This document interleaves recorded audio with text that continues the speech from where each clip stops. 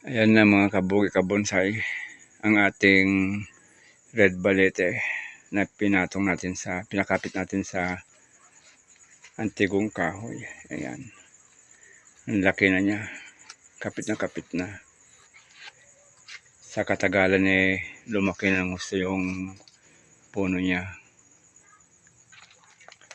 Ayan na yung ugat niya.